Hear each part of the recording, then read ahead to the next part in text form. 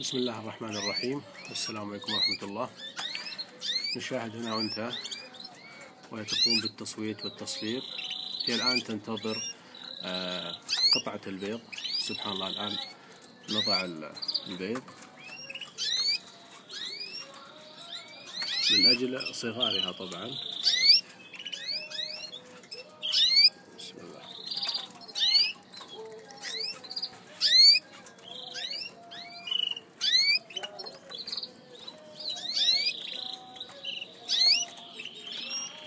طبعا الآن هي خرجت خارج العش.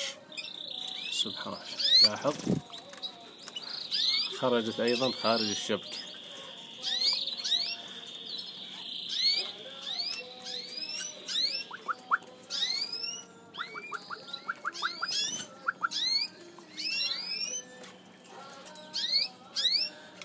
خرجت خارج الشبك الآن